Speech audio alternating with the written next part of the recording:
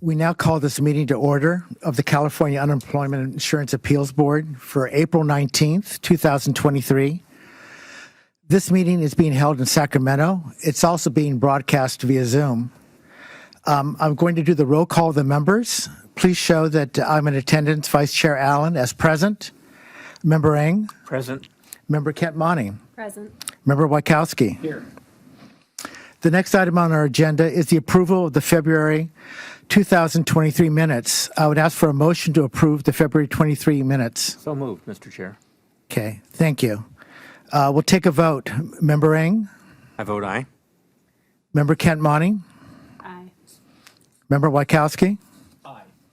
and I vote aye. So please show that the February 2023 minutes have been adopted by the board unanimously. Could I add a clarification to that? I think it's the March minutes that we just approved. Okay, let's do the clarification.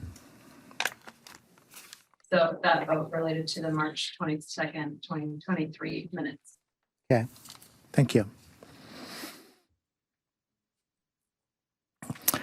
For my report, I want to thank my fellow board members for the very large amount of second level appeals we've done this last month.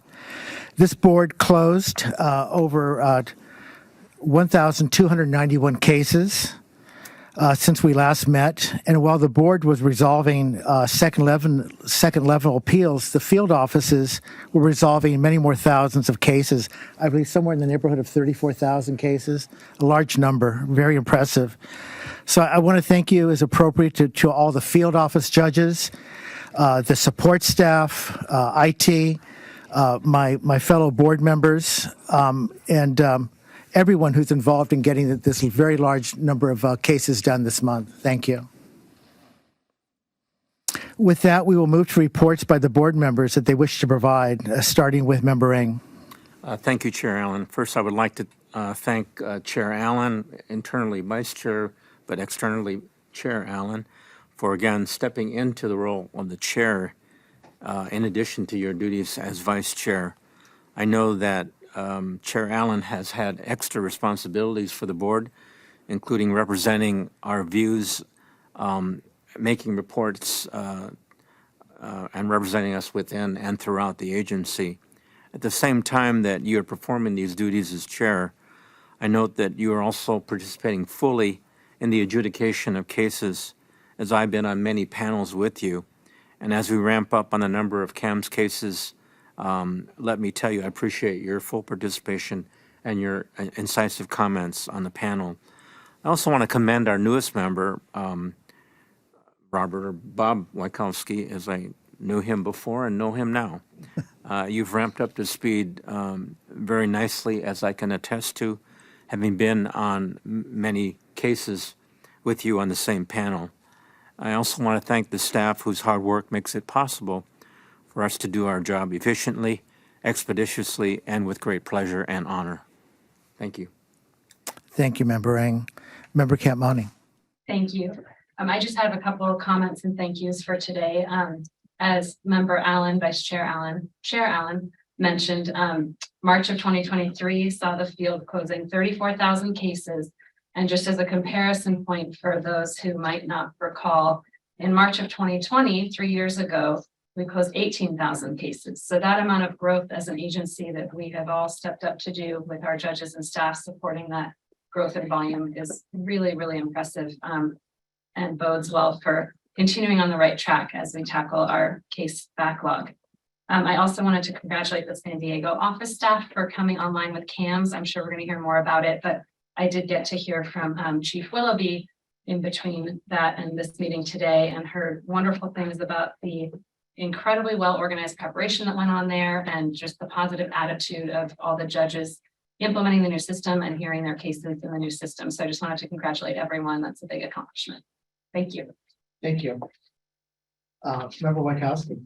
I don't have much to add with folks saying. I think one of the things I've been impressed with just with my 100 days on the panel is the care that the panelists, judges take in writing decisions and making sure that there's the language is easy to read. It's not in legalese that the claim, it's really written with an eye towards the claimant. And there have been changes that my fellow panelists have made to make sure that some more guidance is given to the claimants, because many of them, or all of them, are self-representative, and they know that they should actually go back to EDD if they get some information. I think that's one of those, I never knew about that before I sat on the panel. So it's a little different from other administrative agencies. It's a state agency that's trying to help out people. Go figure. Well, we thank all the board members for their reports. And one thing I'd be remiss in also letting the public know and everyone in the agency is that of the 1,291 cases we've done, 468 were done on the CAM system. So we're making progress as well as we all get oriented to the new system and work the bugs out of it, which is inevitable when you're going to a new system. So thank you. With that, we go to public comment. We're moving now to agenda item 5, which is public comment. To our moderator, as there are any members of the public waiting to be heard, I would ask that if there are. And if yes, let's... I do have one public member. Okay. So if yes, let's go over the brief ground rules for public comment. Members of the public may engage in comments, but the members will not be engaging in dialogue with the speaker or questions and answers.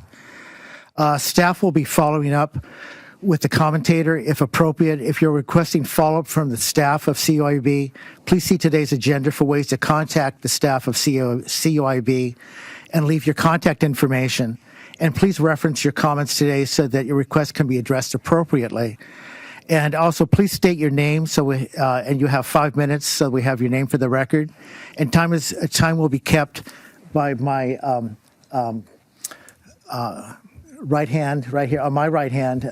You'll keep the time for 5 minutes. I would like to, but I have no timekeeping device. If there's someone who can do that role, since I did not bring my. So we'll synchronize watches here, and our IT director, who has the synchronized watch, will do that for us. So having said that and gone over the ground rules, please let's have public comment. My comments are brief. This is Richard Miller. I've spoken to you many times. And as I suggested last month, I feel that each one of the board members individually and collectively have a responsibility beyond that of making staff happy, but also fulfilling their individual and joint responsibilities to make sure the agency is run according to law, following California policies and procedures, as well as the overlay, since you receive federal funds, of following merit system for all federal recipients.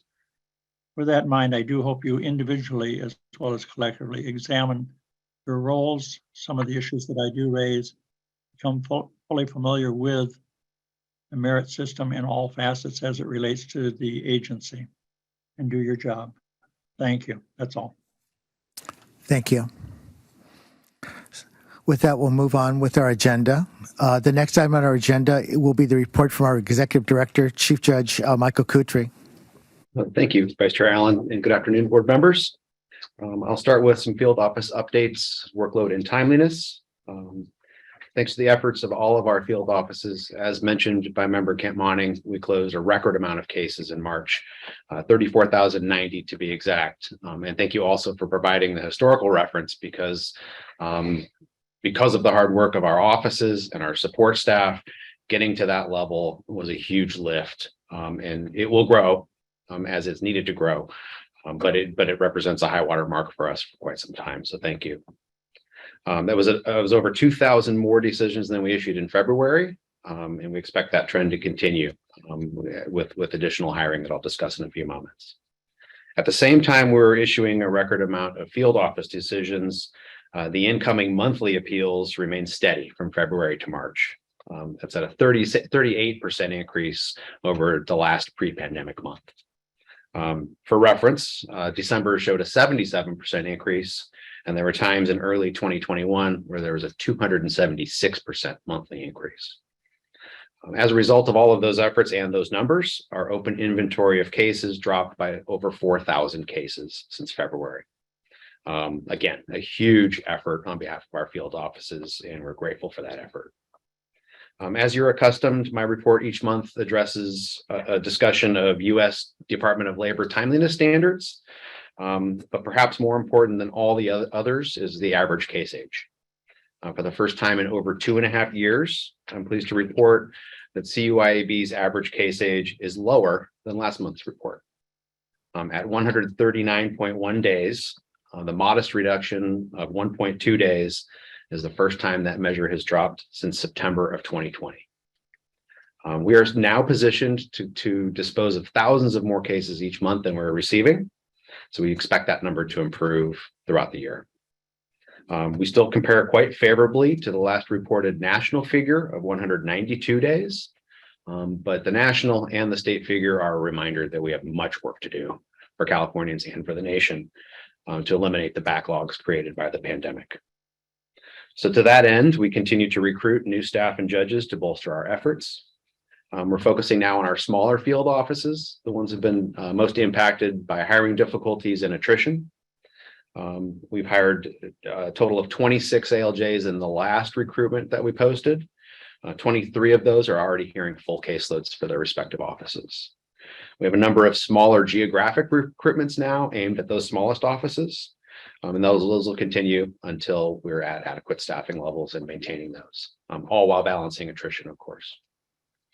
The 16th ALJ training cohort will be announced shortly once some of those new hires are brought on board. That again will be led by supervising ALJ Katrina Morrison and with the participation of many excellent veteran ALJ presenters and mentors. We reported last month from San Diego where CAMS was being rolled out. They're now fully incorporated in the new system. The trainers continue to refine their presentations and it gets better each office they roll out. But the staff and judges in San Diego are commended for their enthusiastic embrace of the new system. I've spent the last couple of weeks visiting with them and seeing how their progress is going, and the reports are very favorable. So I thank everyone involved in that effort. As CIO Willoughby will explain in a couple minutes, the Sacramento field office is the next to go into CAMS. Behind the scenes work starts this week, and the judges will be trained, and thus a wrap up of the Sacramento training the week of our next board meeting. So you're all invited to participate in the ALJ training to the extent you'd like to visit. I'm happy to report that we had 0 office closures due to COVID since the last report. And not so happy to report that we did have a security incident that we're monitoring. Since the last meeting, CHP contacted our Inland Office of Appeals to report an individual who was making threats to EDD and CUIAB. This is not an individual who has a party to an appeal at our agency. So we're following all of CHP's guidelines and working very closely with them to preserve the safety of our office staff. That concludes my report, and I'm happy to take any questions. Thank you. I just ask one question and then I'll turn it over to my fellow members. So who's the designated security officer for the organization now? The California Highway Patrol. And internally, who's the person who the liaison with the Highway Patrol? It goes through me and the legal office. Oh, okay. Yeah, so our presiding judges in every office file incident reports anytime something of concern happens, and that's immediately circulated to the executive staff, and then we formulate a plan of action based on that report. Thank you. Thank you. So I'll turn it over to Member Ng for any questions you may have. Thank you, Mr. Chair. First of all, Chief Kutry, Judge Kutry, thank you for your leadership to you and Chief Willoughby and the entire complement for finishing the San Diego office. I want to join Lauren in complimenting you. I believe that's our largest office and also the office from whence you were once the presiding judge and also your longest tour of duty there. And so I think it's not only great personal satisfaction for you, but and also to know that we're moving the CAMS train from San Diego all the way up to Sacramento soon. You've increased, you and our team has increased the appeals by 2,000 over last month. And of course, we hit the milestone on aging. No March office closures due to COVID, and the sun is shining today in Sacramento. Thank you very much, Chief Kutry. My only question is whether we're still on track to complete CAMS for all field offices by the end of the year? We are. Hooray. Thank you. Thank you. No further questions. Thank you. Member Kamani. Thank you. Just one quick question. With all the data that you've given us that shows we are on the right trajectory with EDD transmittals being down a bit and our volume of being able to process more, do we have projections about how long we expect this volume to, it's still high volume, right? 32% higher than pre-pandemic, 38% increase from pre-pandemic levels. Any ideas of how long we're expecting that volume to maintain? Given the current economic climate, there have been some reductions in workforce, and that's possibly reflected in that continuously higher workload. We would expect those to go up measurably should there be a major economic event. But I think what we've settled into is more of a new normal at 38% over pre-pandemic, because our unemployment rate is roughly that measure higher than it was pre-pandemic as well. So we await, economic reports that are issued regularly from UCLA Anderson School to try to give us some perspective on what we might be seeing. But I think the 38% higher than normal is pretty consistent with the higher unemployment rate. Great, and then that informs our ability to continue to prepare and hire as we need to address that. Exactly. Thank you. Thank you. No questions. Thank you. Well, it goes without saying, thank you for the very good job you do. And like usual, I so appreciate your calling me and talking to me about when anything comes up that needs the attention for the agency, and always keeping us well informed. So thank you so much. With that, we're going to turn to our supervising ALJ for appellate operations, the Rebecca Bach, who we have great respect for and appreciation. And so take it away, Rebecca. Okay, thank you. Good afternoon. And so I'm just going to go over some of the Department of Labor guidelines and standards. And please note that the year for the Department of Labor is April 1st through March 31st. So we just finished the year for, the year they utilize. So we are supposed to complete, to meet all the guidelines and standards, 50% of our cases within 45 days. For the month of March, we completed 71.4% of our cases within 45 days, bringing our year average to 45.1, very close. And then we are supposed to complete, to meet all the guidelines, 80% of our cases within 75 days. For the month of March, we completed 88.4% within 75 days, bringing our year average to 90.2, well within the guidelines and standards. As for case aging, the Department of Labor standard is 40 days. Average case age, and ours was at the end of March was at 31.8. So we met that number. And we just started a new year and a new month. This is for last year.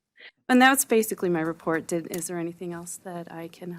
Well, I'll turn it over to the members to see if they have questions. I'll turn to Member Eng. Do you have any questions? Thank you, Mr. Chair. A comment. I appreciate Judge Bach's work ethic, especially providing the required responses. And I've said this before to the panels as soon as we perhaps sometimes are pausing on a particular case and can't move forward. And you've done it as quickly as possible. On one recent case, we posted a question on one day, and one business day later, you apologized for the delay in responding so belatedly. But that was what I call a very quick response. So thank you for your very helpful responses. I have one question. Are we still looking at all the appellate judges handling CAMs by the end of June? And do you anticipate that we would, I guess this is maybe a two-part question, not necessarily to you, but would that mean that the panels will not be handling any more legacy cases after the end of June? I do anticipate all the permanent full-time appellate operation judges being trained within CAMS by the end of June.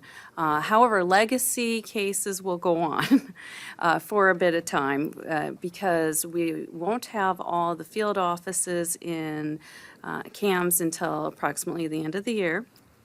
And so as long as the case starts in legacy, it finishes at second level review in legacy. So we're, as it seems, going to be in legacy for a bit longer, yes. I guess that's why they're called legacy cases. Yes. Anyway, I appreciate the transition and look forward to the entire complement of the appellate judges being on board with CAMS and using that perhaps completely by the beginning of next year. Thank you. Thank you. Thank you, Member Eng. I'll turn to Member Kent Monning. Thank you, Chair Allen. Becky. Thank you for all of your steadfast work, as my colleagues have mentioned. I just wanted to point out also to reflect on, sorry, Supervising Judge Bach, behind the scenes juggling that we do not see, where you are managing how many AO ALJs are working to prepare decisions for us, the cross-training program. And I think the management that you've brought to AO has been wonderful. The national average for case processing is 143 days. I looked that up and we had an average of 31.8 days. So I think that's something to be proud of and to continue to motivate us to keep up the good numbers at AO in the coming year. So I commend you for all that you've done and thank you. Thank you. I don't have any questions. I didn't even have to call upon Member Wykowski. So you know, Becky, you know, while we were listening to what you had to say, you know, what I was thinking of is that what I'm going to say to you really applies to all the members of the management team, and I just really having the opportunity to be as the chair to express what I see going on with the agency is that our management team, Becky, all of you who serve we serve the public, and it's a strong service ethic, but all of you have a strong service ethic internally to make sure that our staff, we realize here sitting on the board that we've got all these offices all over the state, and they all have their needs and problems and things that trials and tribulations we've been working through for the pandemic. But to me, having an agency where there's a strong service ethic, that we realize we're here for the public and we're here for the internal people who make whatever we do happen for them so that they get what they need.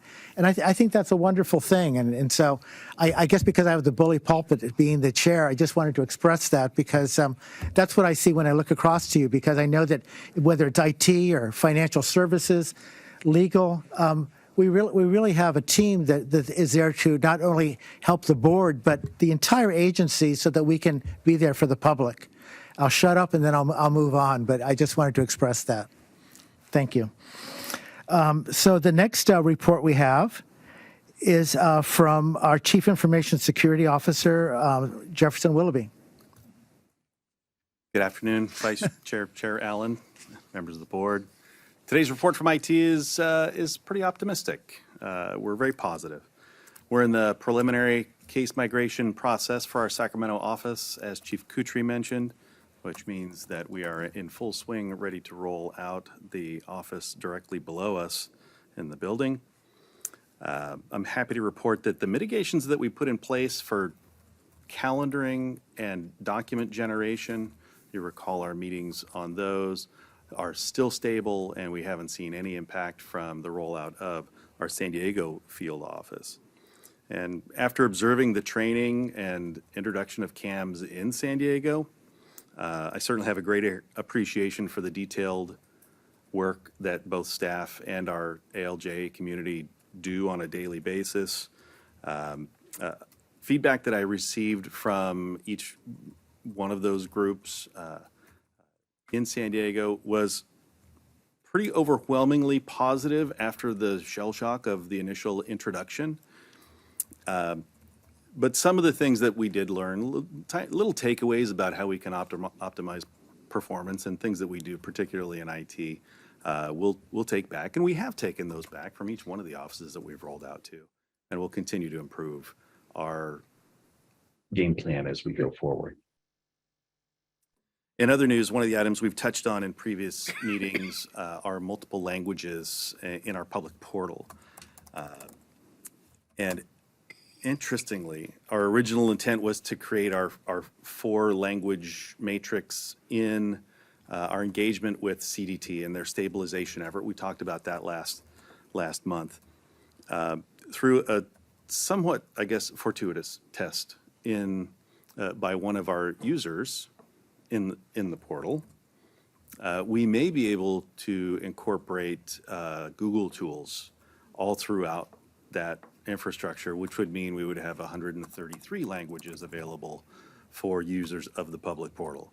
We're testing that right now to make sure that it is both accurate and carries through each one of the pages that we have there. I'll have a more wholesome report for you next month, but if true, it means that the pages themselves, the actual portal experience by users, should be available to almost any language. Great news. To date, we haven't received a lot of CAM's feedback. And what we're doing now is retooling the visibility and sort of we're elevating how it appears on the FAQ page. So I'll give you some more information on feedback that we received from the public as we get more to sort of ingest and try to make a better, more intuitive, easier use of the portal by the public. That's my report for this month. Well, thank you. So some of that's very interesting, good news. It sounds great. Let's hope for the best, right? So Member Eng, I'll turn it over to you. Thank you, Mr. Chair. First of all, Chief Willoughby, thanks again for the vision that you had that was not necessarily clear to someone like me on the board at the beginning because we were so wedded to legacy. But each day and each click brings out the justification for the vision that you have, as well as the entire team, to make the cases more accessible to the public, as well as to those that have to adjudicate the facts. And one byproduct that I've noticed that I didn't notice before because I didn't see it is that with almost every click, there's a name of a staff person that has ownership and licensure, perhaps, or pride of accomplishment in either preparing the document or doing the research, during the translation. And that's really helpful because we see the great diversity of our workforce, and we see, bless you, and we also see the work ethic that it takes to produce the final work product that we so easily click in 1 second, but may have taken hours and hours for those staff persons. And I really appreciate that because we are very far removed from the actual work product. Regarding the link that was made available on the 23rd that we've not necessarily received much feedback, can you describe what that, if I were to see it, what does it open up to? Sure, it's a box that has a descriptor over the top saying if you wish to provide any feedback on the CAMS system, please do so via narrative form in the box itself with a submit button. That submit button sends that feedback to a mailbox that executive and myself and several others have access to. So we'll be collating that over time and probably distilling it down into I'll call it the hit parade, if you will, of most often commented on features or things that we would like to see improved. Or we may even hear, to your point, that the system is much easier to use and that they appreciate the ability to use the internet to communicate with us in ways that they were unable to previously. So is it an open-ended question or is there multiple It's choice? just a text box. So I'm sorry? it is a text box that you can type into, really whatever Does it ask a commentary you question wish. over the box or? Pardon me? Does it ask a question over the box or? I couldn't give it to you verbatim, but it does ask for any feedback you'd like to share with us. I see.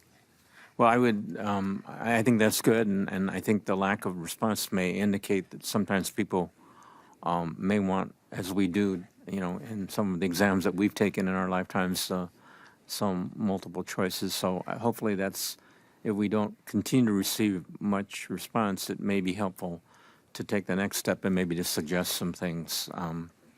So anyway, thank you for camps, and hopefully that we will see it come to its fruition when legacy will be but a distant memory.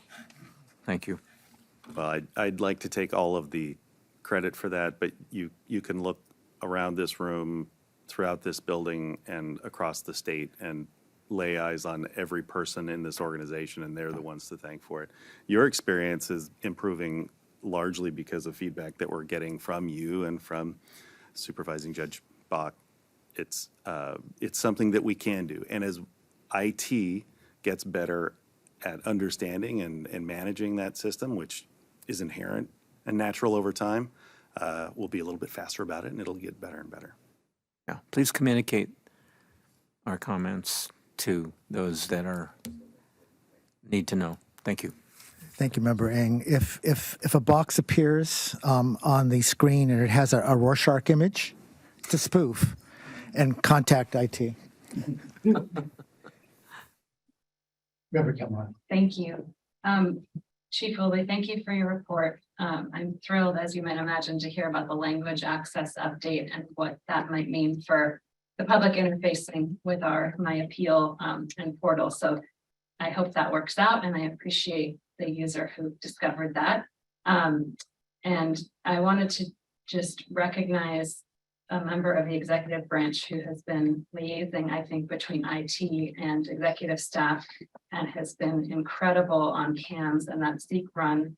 The total data whiz, but then also her ability to create, interfaces and dashboards that need to be created for different levels, different jobs. It's just been really impressive.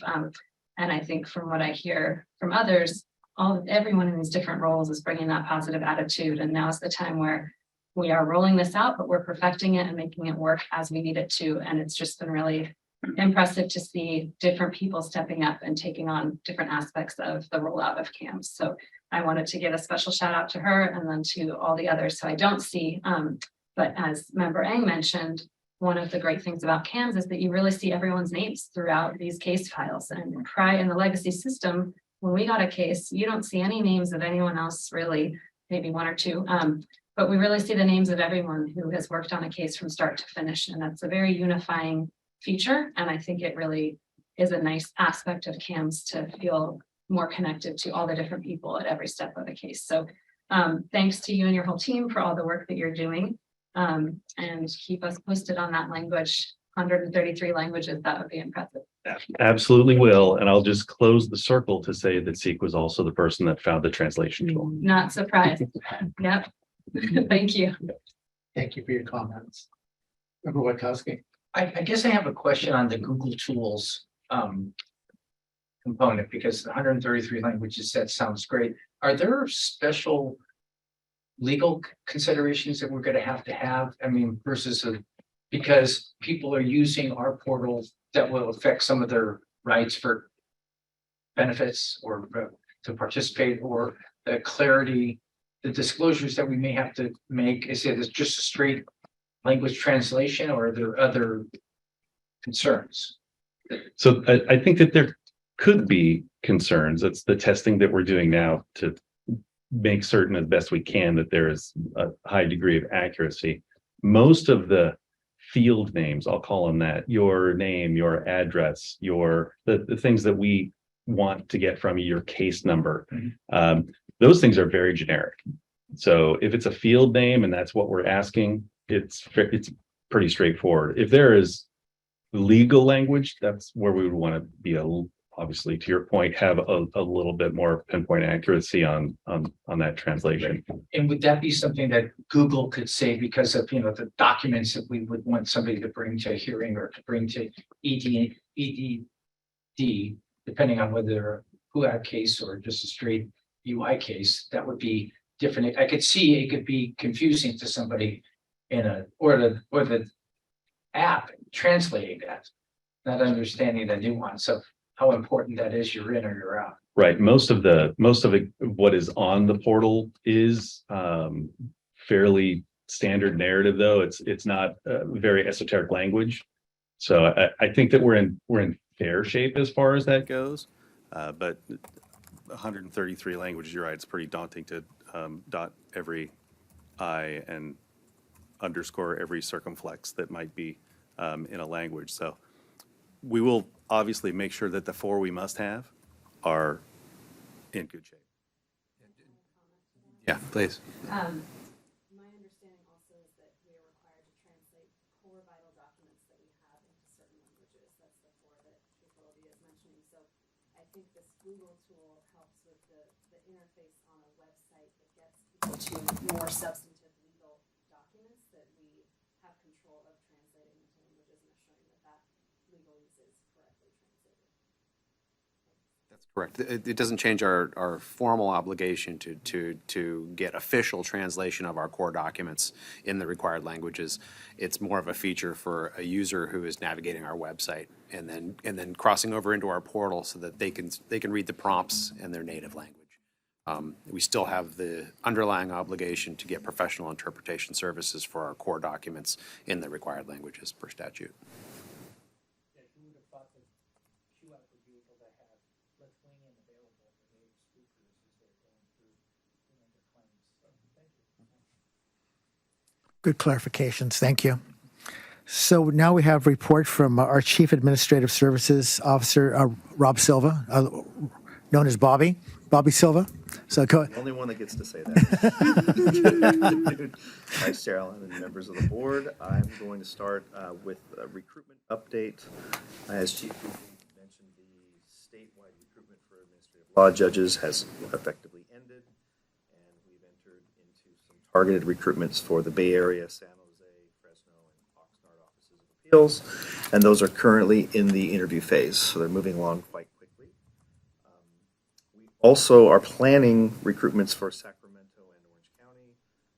However, unfortunately, we still don't have Department of Finance approval for those positions. They're probably caught up with May revise issues that we've never not received the approval. It's just the delay is a little out of character for Department of Finance, but we do expect it any day, and then those recruitments will go live for those two offices. With regard to support staff, with 4 new recruitments that just came out this week, we're now up to 19 that are pending throughout the state.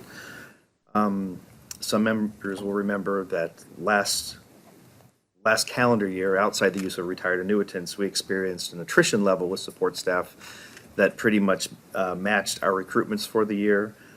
So with little to no net gain last calendar year with support staff, local management is still balancing the processing of the workload with the interviewing, hiring, and training of staff that eventually leaves, unfortunately. However, I did look, and over the first quarter of this calendar year, 2023, we have hired 13 new support staff against a balance of only 4 separations. So hopefully that trend continues as we move through 2023. COVID-19 quick update. In stark contrast to the 16 COVID-19 cases reported at CUIAB between the 2 previous board meetings, we only had 6 reported over the last 4 weeks. So that trend continues as well. A budget update. We met with the EDD's Fiscal Programs Division this Monday. We went over the projected workload figures for our respective departments for state fiscal year 2023-24. Due to a lack of significant projected EDD-specific workload, initial claims, due to a lack of changes for 23-24, EDD does not intend to submit a budget change proposal for the governor's May budget revision, and expects buy-off from Department of Finance for that concept this week. They may already have it. They were expecting it today. However, built into that, there is a recognition of a slight increase in the projected CUIAB appeals workload for 23-24. So assuming that Finance approves EDD's proposal to not submit anything for the May revised, EDD will then do an internal transfer of funding from their unemployment insurance branch to CUIB to correlate with that projected increase in CUIB appeals for the 23-24 fiscal year. This augmentation to our budget would essentially mirror what they did a year ago. Some of you may remember when they did not submit a BCP for the May 22 revise, and there was just an internal transfer of funds to CUIB to cover our ability to ensure that we have the dollars and positions needed for our workload. And once these dollar and position changes become finalized, I'll share them with the board when we go over the 23-24 budget.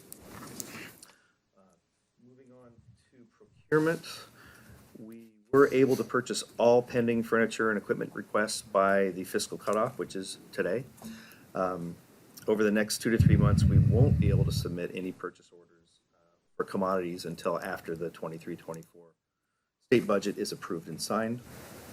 We do still have the ability to purchase small ticket items through the state's CalCard credit card system for almost another month. So on May 12th is the fiscal cutoff for that process, and all the cards will be temporarily suspended to give accounting time to process the end of the fiscal year final orders into the state's FizCal system. And those cards would again then be reactivated sometime after July 1st. And lastly, CalHR has authorized the leave buyback program for state employees for the current fiscal year. This is particularly helpful in that in addition to the 640-hour cap of annual leave that employees are supposed to carry, many of our employees have the ability to carry an additional 192 hours of the personal leave program that happened a couple of years ago during the pandemic. So some of the leave balances are understandably high. So we're encouraging employees to participate in the leave buyback program to offset a future liability for us when employees eventually retire. Most employees can cash out up to 80 hours of leave, but there are some that can cash out up to 160 hours. And you don't have to have a high balance to participate in the program. Anybody can participate. And I distributed the procedures Monday night for this. And so the requests are already coming in from our employees. That is my report. Well, thank you. I'll turn it over to Member Eng. Any questions? Oh, thank you, Chair. Chief Silva, thank you again for the work that you do between meetings. I know you mentioned the May revise, so did I hear you right in terms of we've got no indication from finance that there would be a lessening of funds for the agency or CUIAB? If anything, it'll be the other way? If anything, it would be the other way. That is correct. And my second question is, has there been a review of our physical plant needs after the return to work and in view of remote working? Have we worked out a schedule so that we pretty much know what positions will remain hybrid, remote, or have all positions returned to in person? Have not returned to in-person as of now. We do have, with regard to support staff and for the most part ALJs, save for maybe a few of our locations, we do have adequate space to house both support staff and ALJs. With regard to ALJs in a couple of our offices, I think in a situation in which multiple people had to be in the office in person, the ALJs may have to be a balance between hearing rooms and ALJ offices as far as physically reporting to the office. But we do have the office space statewide to accept less of a telework experience with our agency. The only reason I asked that question was not to ask for a diminution of our budget because of the space that may or may not be occupied, but more that in view of the fact that most economists project some type of recession coming to the state, either the last quarter of this year or the beginning quarter of next year, resulting perhaps in a larger workload, we would then have the ability to ramp up because we have the space to house the workers should they be required to person or to bring on new additional staff? Is that what I hear? Did, as some members will remember, we did close some of our outstation hearing facilities a few years ago. But our headquarter facilities remain robust with regard to space and the ability to house employees. Glad we're not being penalized for that. Thank you. Nothing further. Yeah, and just for the benefit of the public who might be listening in, or for agency employees, to me, our hiring is unabated in terms of trying to deal with this emergency situation. We're still dealing with the pandemic, the fallout. So if anything, we're doing everything possible to increase our capacity to do the cases. And having said that, I'll turn it over to Kent Monning, Thank you. on my right hand here. Thank you. Chief Silva, I just had one question that's a little bit in the weeds, but relates to procurement and what you were talking about with the schedule for procurement. If there's a need that arises, as I learned from Chief Willoughby, that with cams rolling out, there are more people who need ergonomic mics, for example, because they've left all the paper file processing and now spend a lot more time on the computer. Are we able to address that as something like that arises with the need to order a bunch of those, or is that an issue that we come across with the budget timelines and procurement? Thank you for your visit earlier. Yes, we, we were talking about this very thing. There are possibilities, yes. We do, I mentioned with regard to the CalCard system that the cards become deactivated on March 12th, but we are left with one for the entire department for emergency purposes. If there's a situation in which a commodity is not allowed to be purchased via the CalCard, we can also work as an emergency, ask for an emergency purchase order through EDD, call in a favor essentially, and they rarely say no, understanding the emergent issue. And as a third resource, employees are able to make purchases themselves and submit a claim for reimbursement. Great, so addressing ergonomic needs or something like that that has come up is something that we can handle and make sure. Wonderful, thank you. Member Wachowski.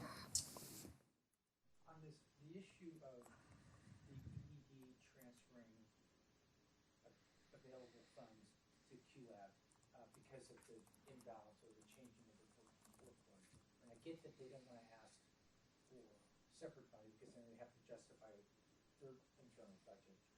And that seems like, if I understand the presentation, it worked last year, should work this year, because there's an even shift between less cases coming in on the front end and the appeals panel working through that.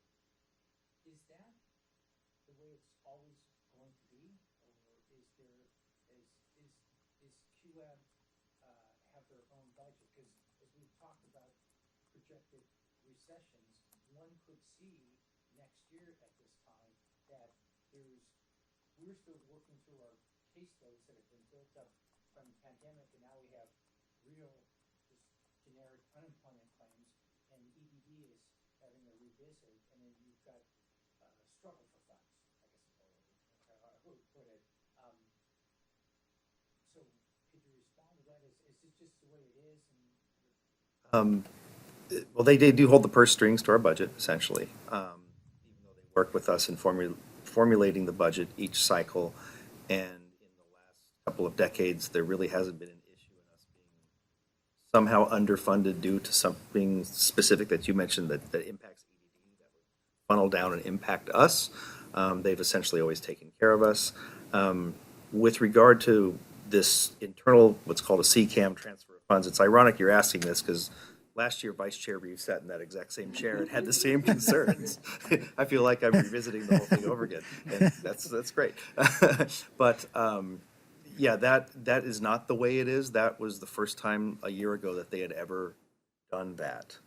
And I don't know if the comfort from both of our departments in doing that last year led to the comfort of that happening this year. But typically, them skipping 2 May revisions, not submitting BCPs for May revisions is out of the ordinary. Yeah, that's not typically the way they operate. But we've never had an issue when dealing with the Employment Development Department, EDD's Fiscal Programs Division, in ensuring that we have the funding we need to adjudicate our